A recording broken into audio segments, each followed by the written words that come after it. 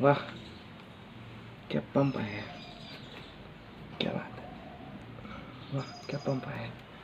Yes.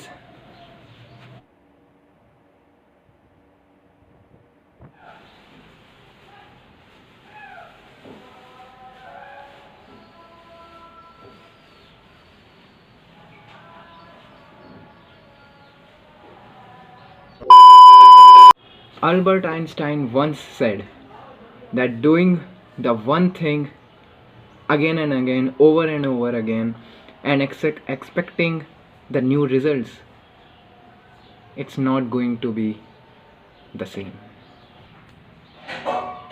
Hello fitness family, कैसे हैं आप सब? Hope you all are great and hustling well. Today मैंने बताया कि अल्बर्ट आइंस्टाइन ने एक समय पहले ये कहा था कि हम लोग एज अ ह्यूमन बीइंग एक ही चीज़ को बार बार अगेन एंड अगेन करते रहते हैं और एक्सपेक्ट करते हैं कि डिफरेंट कुछ होगा, different things going to be there in our life and doing the same thing by doing the same thing, but it's not going to be the same. ऐसा नहीं होता है। यहाँ पे ये बात मैंने क्यों कही, क्यों एक्सपेक्ट में डाली इस वीडियो के अंदर, क्योंकि आज के टॉपिक के अंदर ये डैम इम्पॉर्टेंट है। तो आज का टॉपिक क्या है? टॉपिक ये है जिसको समझना बहुत इम्पॉर्टेंट है। आज का टॉपिक है प्रोग्रेसिव ओवरलोड।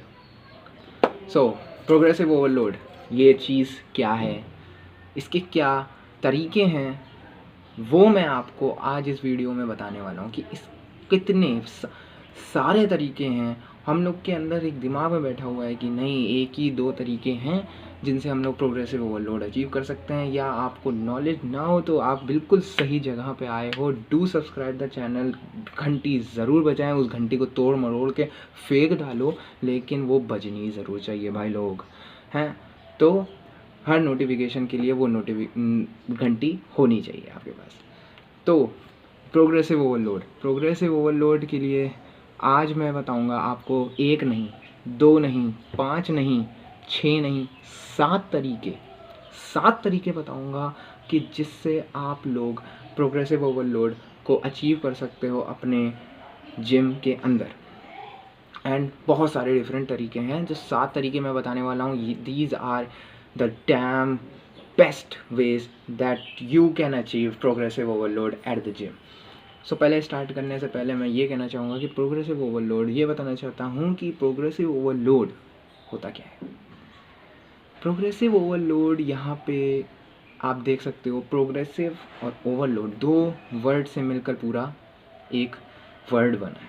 तो प्रोग्रेसिव मतलब बढ़ना, और ओवरलोड का मतलब आप कह सकते हो दबाव डालना, है ना। कोई चीज़ का दबाव आ रहा है ना, लोड है और उसके ऊपर और लोड है, तो वो उसको कहते हैं ओवरलोड।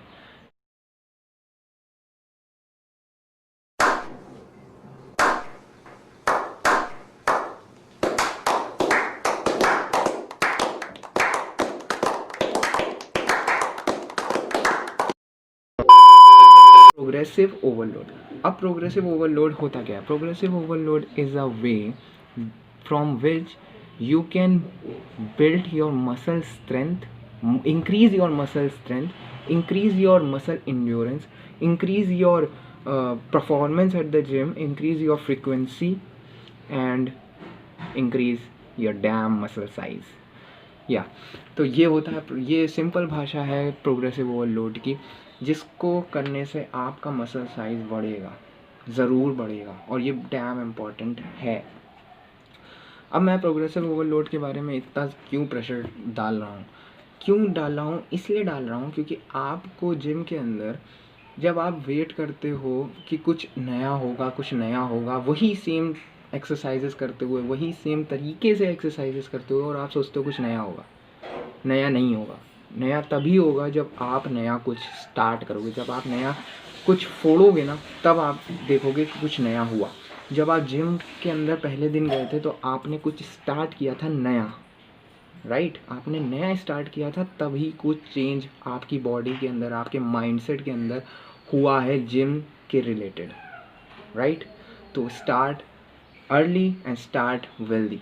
स्टार्ट हेल्दी करना ही पड़ेगा। अगर आपको करना है कुछ, जल्दी से जल्दी स्टार्ट करना पड़ेगा। डरने की कोई ज़रूरत नहीं है, एक ही तरीका नहीं है। मैंने बताया ना 7 तरीके आज इस वीडियो में आपको मिलेंगे।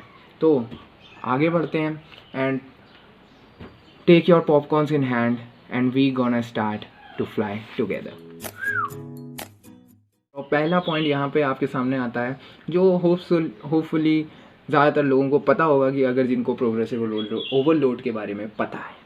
तो पहला पॉइंट यहाँ पे है increase the weight that you lift. आपने जितना लिफ्ट करते हो उस वेट को बढ़ा दो। मेरा कहने का यही मतलब है, सिंपल सा है कि आपको वेट बढ़ाना पड़ेगा।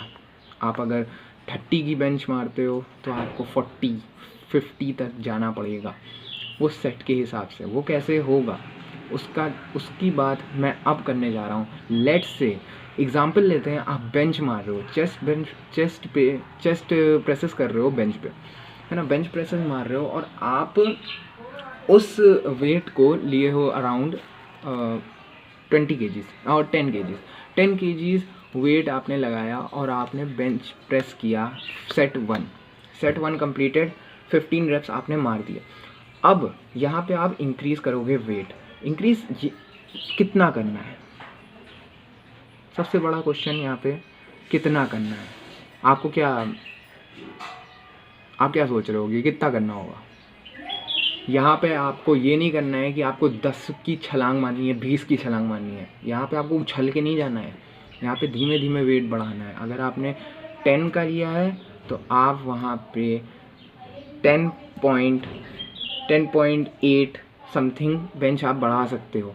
या आपके पास और वेट नहीं है तो आप इसको 5 मोर कर सकते हो, बेंच पे आप 5 मोर कर सकते हो। तो 10 के बाद आप 15 या 15 पे जा सकते हो। जब आप 15 पे जाओगे ना तब आपको एक पंप मिलेगा, तब आपको एक झटका मिलेगा, तब आपको एक शॉक मिलेगा आपकी मसल को, जिससे आपकी मसल ग्रो करेगी। क्योंकि आर्नोल्ड भी यही अप्लाई करते थे अपने टाइम पे कि वो मसल को, वो कहते हैं कि मसल को जितना शॉक करवा सकते हो आप, जितना ताज्जुब दिला सकते हो, ताज्जुब कर सकते हो मसल को, उतना आप करो, तभी आपकी मसल साइज़ ग्रो करता है। सो वेट तो बढ़ाना पड़ेगा, वेट ऐसे ही बढ़ेगा, हर सेट में आपको वेट बढ़ाते जाना है। तो ये हो गया आपका पहला पॉइंट जिसमें आप प्रोग्रेसिव ओवरलोड अचीव कर सकते हो। सेकंड पॉइंट पे हम लोग बढ़ते हैं। सेकंड पॉइंट पे यहाँ पे मैं देख रहा हूँ होता है ऐड मोर रेप्स। अपने रेप्स को बढ़ा दो। अब ऐड मोर रेप्स जब हम करेंगे तो यहाँ पे जो पहला पॉइंट बताया वो पहला पॉइंट आप यूज़ नहीं करोगे। अगर आप वो यूज़ करोगे तो आप सेकंड पॉइंट नहीं यूज़ करोगे, आप सेकंड पॉइंट यूज़ करोगे तो आप फर्स्ट पॉइंट नहीं यूज़ करोगे। तो ये बात बिल्कुल क्लियर रखना, दोनों चीज़ें आप एकदम से नहीं यूज़ कर सकते। आप यूज़ करोगे आपको इंजरी होगी, आप दिक्कत में आ सकते हो। तो इसलिए सेकंड पॉइंट यहाँ पे है ऐड मोर रेप्स। वेट आपका 10 kg है, नो वरीज़। अब खाली पहला पॉइंट ही सब लोग, आपने देखा होगा जिम के अंदर आपके सब लोग यही करते हैं, वेट बढ़ाते रहते हैं और वो प्रोग्रेसिव ओवरलोड को अचीव करते हैं, और आप भी यही कर रहे होगे। लेकिन जब हो सकता है, मेरे साथ भी ऐसा होता है कि मैं डर क्या जाता हूँ, मेरे अंदर ये होता है कि मैं अलोन हूँ, अगर मैं अलोन हूँ, कोई स्पॉटर नहीं है, कोई फ्रेंड नहीं है मेरे साथ जिम के अंदर, तो मैं कैसे हैवी जाऊँगा, मेरे इंजरी हो जाएगी कोई, और फिर पूरा हफ्ता नहीं, पूरे महीना नहीं, पूरे 6 महीने, 1 साल भी लग जाएगा उस इंजरी को रिकवरी करने के लिए। सो ये चीज़ का डर होता है, और ये डर होना लाजमी है, इसमें कोई शर्म की बात नहीं है, ये होता ही है, हर के अंदर होता है। तो हम लोग क्या कर सकते हैं, हम लोग यहाँ पे ऐड मोर रेप्स का सहारा ले सकते हैं। यहाँ पे आपको 10 kgs की बेंच आप लगा रहे थे सेट 1 में, तो वो सेट 1 पे उतनी की ही बेंच लगानी है। आपने 10 to 15 रेप्स जाने हैं, और जैसे कि आप 10 से आप 15 रेप्स आपने करे फर्स्ट सेट में 10 kg की प्लेट से, और बेंच करी आपने 10 kg की और 15 रेप्स तक। अब आपको यहाँ पे छलांग 5 की नहीं मारनी है, यहाँ पे आपको छलांग छोटे छोटे स्टेप्स लेके जाना है। आप 17 to 18 के रेप रेंज में वैरी करोगे सेट 2 को, है ना। फिर सेट 3 आएगा, सेट 3 में आप 20 तक जाओगे। तब जब आप ये करते जाओगे ना, उसी वेट के साथ आपको ऐसा पंप, ऐसा मसल टीयर अप होगा ना आपका, कि आपका प्रोग्रेसिव ओवरलोड वहाँ से भी अचीव हो जाएगा। तो दूसरा पॉइंट हम लोग का क्लियर हो गया है कि add more reps between your sets. अपने सेट के बीच में हम लोग को रेप बढ़ाने, अगर प्रोग्रेसिव ओवरलोड उसी वेट पे करना है, एक ही वेट पे। लेट से हमारे पास नहीं है, इस समय क्वारंटाइन भी चल रहा था, तब लोग घर पे कर रहे थे तो उनके पास वेट नहीं था, तो इसका अप्लाई उन्होंने किया, जिससे उनका मसल लॉस बहुत ज़्यादा नहीं हुआ लेकिन बहुत ज़्यादा नहीं हुआ। सो ये चीज़ हम लोग यूज़ कर सकते हैं। यहाँ पे अब हम लोग आगे बढ़ते हैं और अपने तीसरे पॉइंट की तरफ भागते हैं, जो कि है, और ये बहुत ज़्यादा इम्पोर्टेंट है, मैंने पिछली वीडियो में भी, अगर आपने वीडियो नहीं देखी है ज़रूर देखिएगा, डिस्क्रिप्शन में मैं लिंक भी छोड़ दूँगा, आप वो वीडियो ज़रूर देखना। उस वीडियो में मैंने बताया है एक टर्म के बारे में जिसका नाम है टेम्पो। टेम्पो क्या है? टेम्पो वो वाला ऑटो रिक्शा वाला टेम्पो नहीं है। टेम्पो है स्पीड ऑफ रेपिटेशन। कितनी स्पीड ऑफ रेपिटेशन के बीच की स्पीड कितनी रहेगी। आप एक स्पीड होती है ये, जिसमें आप पंप करते हो, ये तो कुछ ज़्यादा ही हो गया, है ना।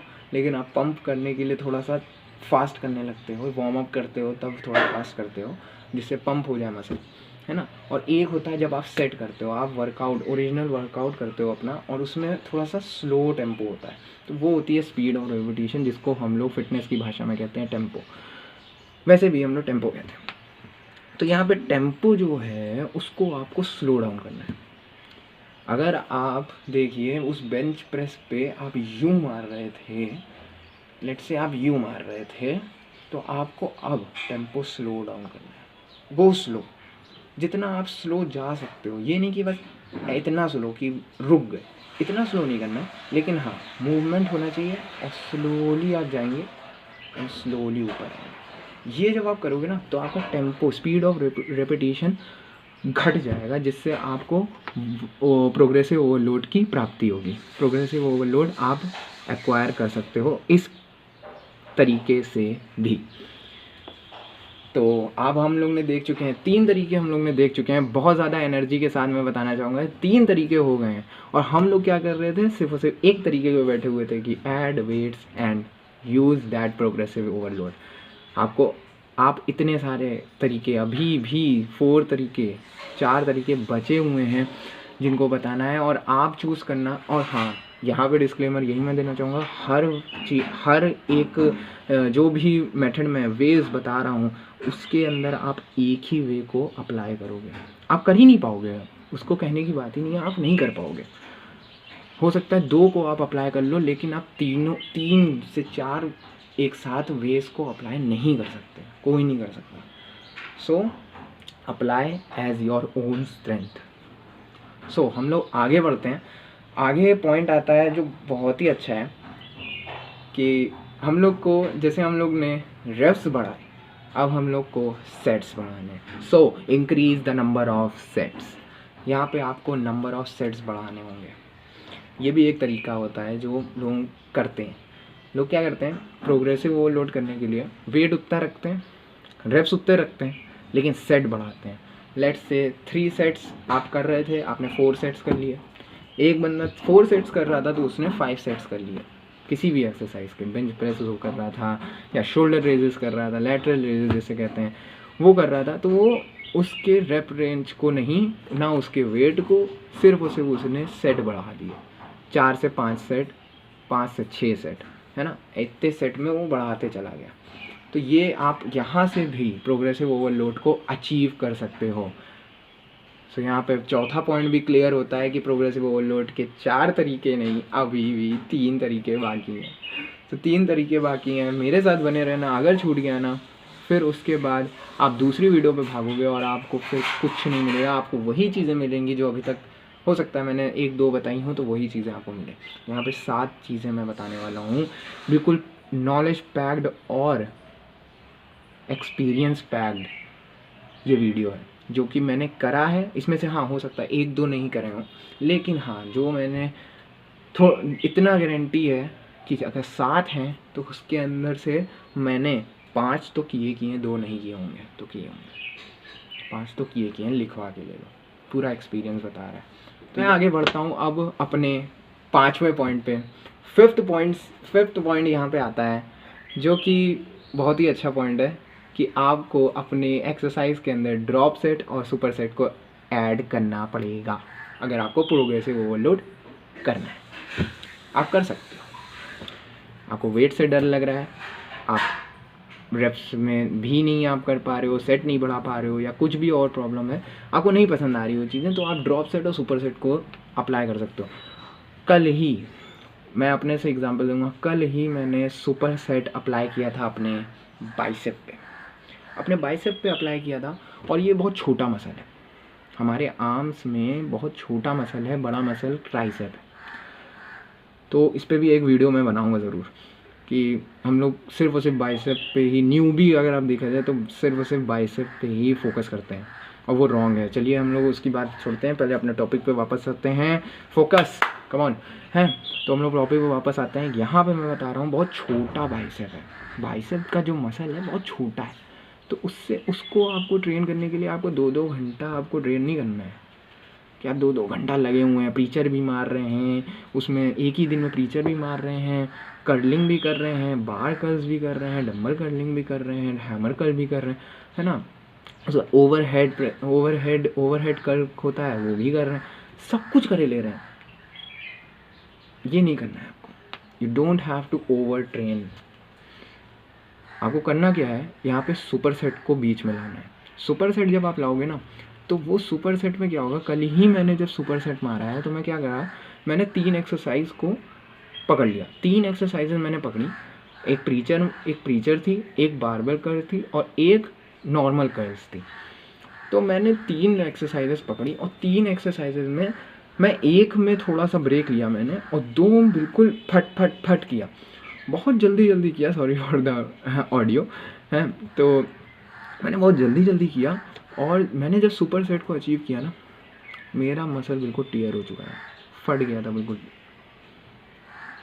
और ये अचीव्ड होता है, यहाँ पे ये चीज़ जो मैंने फील करी ना, यही होता है प्रोग्रेसिव ओवरलोड। और मैंने वेट नहीं बढ़ाया, वेट उतने का उतना ही था, मैंने बस सुपर सेट किया। अब आती है बात ड्रॉप सेट की। ड्रॉप सेट जैसे हमको सबको पता है कि क्या होता है, हम लोग हर सेट के अंदर हर एक्सरसाइज के वेट कम करते जाते हैं हर सेट के अंदर, और हमारा ड्रॉप सेट हो जाता है, यही होता है। तो ड्रॉप सेट आज मैंने किया, कैसे किया, शोल्डर पे किया, लैटरल रेजेस पे मैंने ड्रॉप सेट किया, जिसका मतलब बहुत अच्छा ही अगर आप करोगे तो आपको बहुत अच्छा पंप, आपको बहुत अच्छा साइज़ गेन उसी समय दिखेगा, और जब रिपेयर होगा तो मज़ा ही आ जाएगा आपको। तो आप देखना, उसमें मैंने क्या किया, एक वेट लिया, लेट सपोज मैंने 10 kg का डंबल लिया था, और मैंने लैटरल रेजेस किया, मैं 8 to 9 रेप्स गया, अराउंड 5 जा रहा था, लेकिन मैंने किसी तरह 1-2 झटका लेके भी, थोड़ा जर्क मार के भी मैंने पॉसिबली कर लिया। तो मैंने जैसे ही किया, उसको छोड़ा, उससे कम वेट वाले एक डंबल को लिया, और उसके साथ मैंने तुरंत फिर से लैटरल रेजेस लगाई, और लैटरल रेजेस जब मैंने फिर से लगाई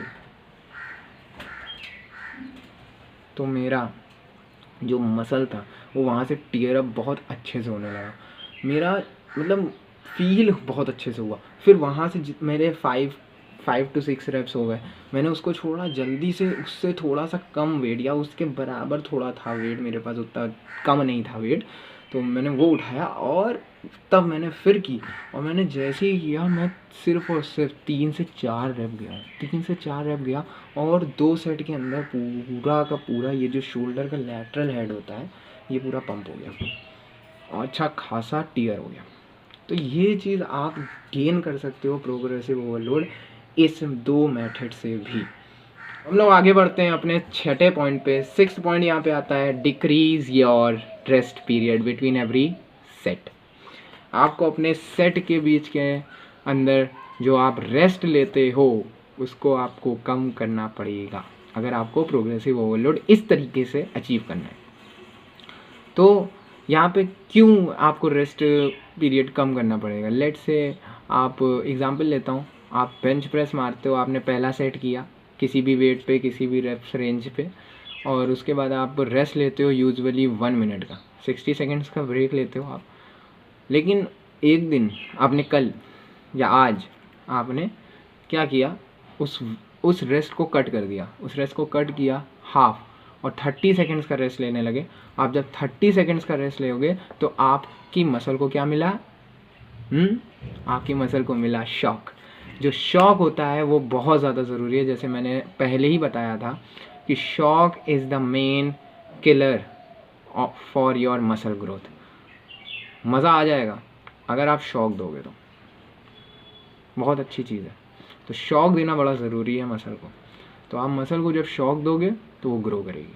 तो आपने शॉक कैसे दिया? शॉक ऐसे दिया क्योंकि आपने अपने रेस्ट पीरियड को लो कर दिया। कोई वेट, कोई रैप की वो नहीं है, आपने अपने रेस्ट पीरियड को लो कर दिया, तो उसको शॉक मिला। ये क्या हो गया? ये तो मैं तो इतने पे मैं आराम करता था। अब उसको मसल, आपकी मसल कहेगी अरे भाई अब तो मुझे ग्रो करना पड़ेगा, वरना ये आदमी मेरी ले लेगा, है ना। तो वो ग्रो करेगी। अब हम आखिरी पॉइंट पे बढ़ते हैं, जो है 7वां पॉइंट, 7th पॉइंट यहाँ पे है आपको you have to increase your frequency in every session. What is frequency? Frequency वो चीज़ है जो आप हर सेशन, हर एक मसल ग्रुप को कितनी बार टारगेट कर रहे हो हफ्ते में, 1 वीक में, वो होता है फ्रीक्वेंसी। लेट से आप एक मसल को, लेट से चेस्ट है, तो आपको एक ही बार आप टारगेट कर रहे हो चेस्ट को हफ्ते में। इस चीज़ को आपको बढ़ाना पड़ेगा। You have to increase your sessions for every muscle group in a week. आपको अपने हर सेशन को बढ़ाना पड़ेगा। लेग्स, लोगों का क्या होता है कि हो सकता हो आपका भी हो, लेग्स को मैंने देखा है लोग सिर्फ और सिर्फ 1 एट अ टाइम ट्रेन करते हैं हफ्ते में, और ये लेग्स ना ग्रो होने का एक संदेश है, क्योंकि आप प्रोग्रेसिव ओवरलोड नहीं कर रहे हैं, आप स्किप कर रहे हो। तो आपको क्या करना है, अपने सेशन को बढ़ा देना, अपनी फ्रीक्वेंसी बढ़ा देनी है। हर एक सेशन की फ्रीक्वेंसी आपको इसी तरह बढ़ानी है कि आपको सेशन ही बढ़ाने हैं हफ्ते में। आप लेग 1 दिन कर रहे थे, अब आप लेग 2 दिन करोगे। ऐसे भी आप प्रोग्रेसिव ओवरलोड इन 7 तरीक़ों से बढ़ा सकते हो। और कोई चिंता की बात नहीं है कि आपको एक तरीका नहीं पसंद आ रहा है, यहाँ तो 7 तरीके हैं। आप 7 तरीके से प्रोग्रेसिव ओवरलोड को अचीव कर सकते हो। एंड होप सो आपको वीडियो पसंद आई होगी और थोड़ी सी नॉलेज गेन अच्छे से कर ली होगी। इसको आप इम्प्लीमेंट करिए। आज नहीं, आज जिनका सेशन आज शाम को है, वो आज शाम को इसको अप्लाई करके देखें किसी भी एक पॉइंट को, और बी कंसिस्टेंट रहें। हर वीडियो के अंदर मैं यही कहता हूँ कि कंसिस्टेंट और पेशेंस रहना बहुत ज़रूरी है, तब ही बॉडी ग्रो करेगी। बॉडी क्या, पूरी ज़िंदगी ग्रो करेगी। And be happy, B cheerful. So do like and share this video with your family and friends. And कुछ भी अगर परेशानी हो रही है, कुछ भी अगर दिक्कत आ रही है, किसी भी हेल्थ रिलेटेड इशू, किसी भी चीज़ पे, तो आप मुझे DM कर सकते हो। व्हाट्सएप नंबर मैं अपना डिस्क्रिप्शन में जो छोड़ दूँगा, वहाँ पे एक अपॉर्चुनिटी है जिसको आप ले सकते हो। Do check out that and do comment on this video कि आपको कैसी लगी। And at the end, let the growth begins from today. Piece.